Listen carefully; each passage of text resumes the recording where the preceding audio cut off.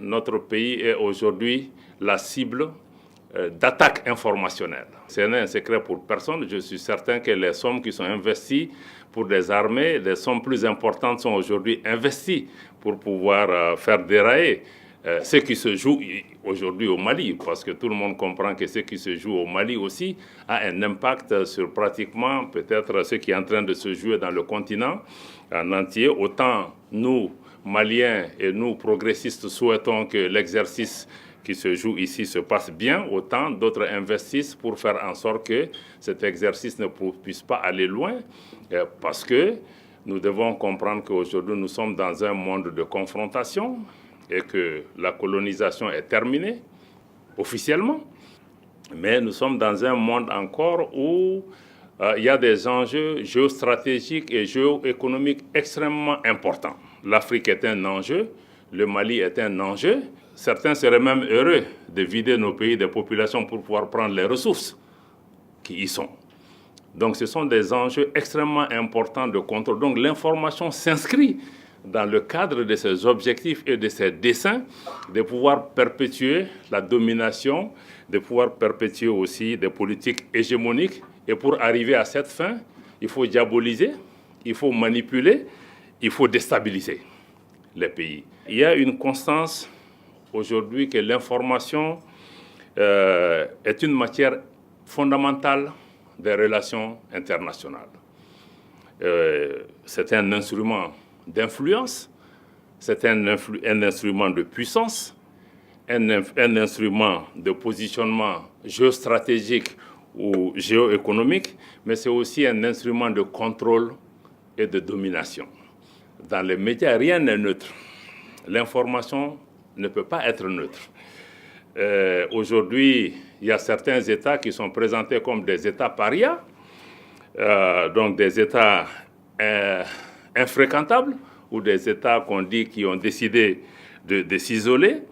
Tout ceci doit contribuer à forger une perception collective de rejet de ces pays, et même pour pouvoir préparer l'opinion demain. Si on attaque ces pays, ça trouve déjà qu'on les a tellement diabolisés que ça sera pratiquement acceptable pour tout le monde. Aujourd'hui, même le fait que certains décident que, on décide d'appeler certains gouvernements juntes, et d'autres gouvernements qui sont venus dans les mêmes conditions avec d'autres noms, c'est parce qu'on veut les légitimer et pour pouvoir attaquer ceux qu'on n'aime pas, parce qu'on a déjà mis le label junte et on met toute la connotation négative. Et nous-mêmes, journalistes, citoyens, on se met à répéter après eux. On appelle nos autorités comme les autres veulent les appeler. Donc tout ça, je pense qu'il faut qu'on réfléchisse, qu'on prenne du recul. On n'est pas obligé de faire ce mimétisme et de répéter, parce que tout ça, c'est fait pour pouvoir nous préparer à pouvoir dessiner une réalité qui n'est pas vraiment la réalité que nous vivons. La guerre informationnelle et la désinformation, elle existe, mais elle peut aussi être une arme psychologique. Parce que c'est là que c'est important. Parce que quelqu'un le disait que la guerre naît dans l'esprit des hommes. Pour mettre fin à la guerre, il faut pouvoir la sortir de l'esprit des hommes. Et je pense que dans la guerre informationnelle aussi, on utilise la même théorie. Parce que quand on tient l'esprit des gens, on va gagner la guerre. Quelle que soit la réalité qui se passe sur le terrain. Et une des illustrations parfaites dans notre cas, c'est par rapport à ce qui se passe à Kidal. Vous voyez que la réalité n'est pas toujours décrite comme elle devait être décrite. Aujourd'hui, il est un fait pour nous tous, pour vous, pour nous, que les forces armées maliennes contrôlent cette localité. Mais il y a certains qui essayent par tous les moyens. D'abord, on a nié que c'était possible. Après, quand ça a été possible, on dit que non, ce n'est pas eux qui ont fait. Ah, s'ils ont fait, ils n'étaient pas seuls. Il y a d'autres qui ont... Tout ça, c'est pour pouvoir dénigrer, diaboliser et montrer que les forces armées maliennes ne valent rien. Elles ne peuvent pas faire ça. Elles ne peuvent pas avoir réussi. Surtout, elles ne peuvent pas avoir réussi là, nous, force internationale, après avoir investi des milliards de dollars pendant 10 ans, on n'a pas pu le faire. C'est une petite armée malienne. Donc ça montre qu'il y avait un problème.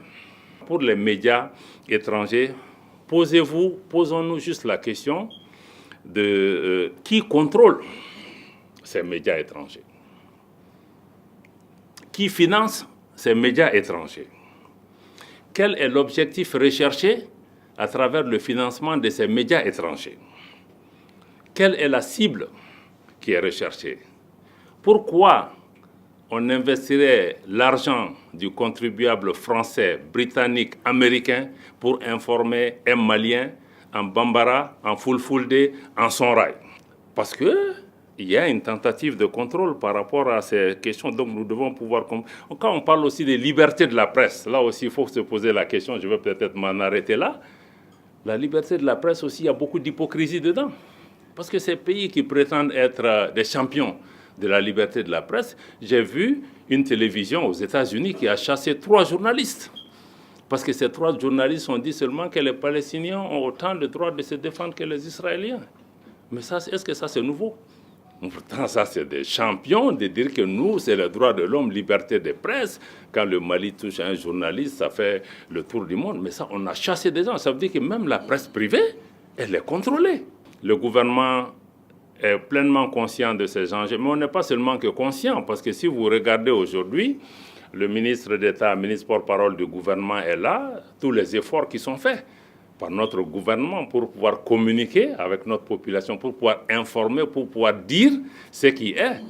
Que les autres y croient ou pas, ce n'est pas important. Pour nous, ce qui est important, c'est ce que les Maliens pensent d'abord. Vous savez, je vais parler de quelque chose peut-être qu'on a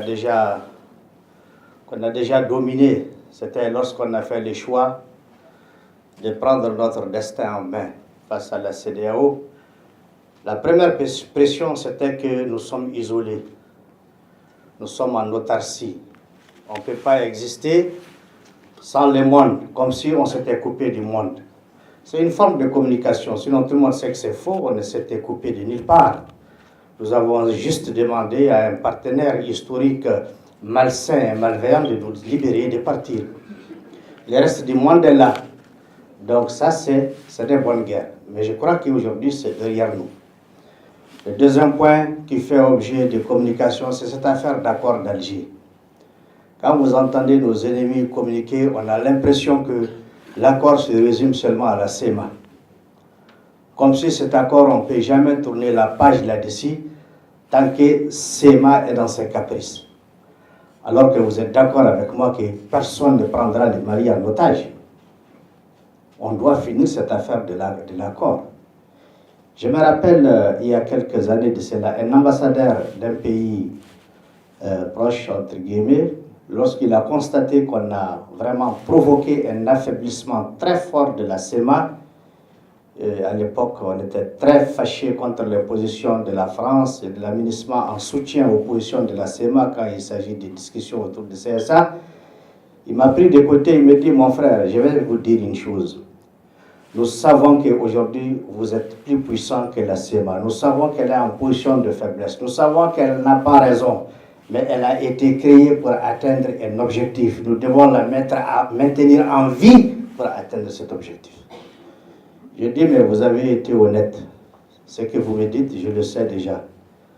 Alors il faut qu'on mette fin à la vie de quelqu'un qu'on maintient en vie pour nous nuire et nuire au Mali, d'une façon ou d'une autre. Je n'essaie pas d'être le méchant. Je crois que les plus hautes autorités sont mieux habilitées pour dire que la voie de dialogue elle est ouverte. Elle est tout le temps ouverte, elle n'a jamais été fermée. Le comité de suivi est là. Il n'y a pas un nouvel dialogue à ouvrir ni une nouvelle négociation. Le CSA est là, c'est un cadre de dialogue permanent pour mettre en œuvre cet accord. Je ne vois pas quel dialogue il faut inventer. Par contre, il y a quelque chose sur lequel il faut mettre l'accent, c'est cette affaire de CSP, dans laquelle certains responsables de la CEMA, entre guillemets, ont navigué.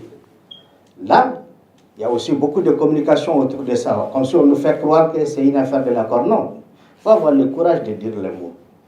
Il y a une résolution qui dit clairement, malheureusement les médias nuisibles font croire le contraire. Il y a une résolution qui dit clairement que les empires doivent revenir à l'état du Mali. C'est une résolution du Conseil de sécurité. Cette résolution fait obligation à chacun de la respecter, y compris la CEMA. Elle a violé cette résolution et elle écrit officiellement pour faire la victime au niveau du Conseil de sécurité. Tout le monde sait que c'est faux. Il faut que les médias communiquent pour faire voir également cet aspect qu'effectivement, les gens-là communiquent dans le faux. Et l'autre aspect, aujourd'hui, ils se sont inscrits volontairement et de façon affirmée et affichée dans les camps des terroristes. L'État peut être intelligent, il peut faire tout ce qu'il veut pour l'intérêt général, mais il ne faut pas qu'on nous prenne pour des nains. L'État a aussi le droit de les inscrire comme terroristes. Et l'accord sera mis en œuvre avec les fils du pays qui veulent qu'il y ait la paix au Mali. Ils ne sont pas les seuls signataires. S'il y a ainsi quelqu'un qui doit se taper la poitrine de dire qu'il est le vrai signataire, c'est moi.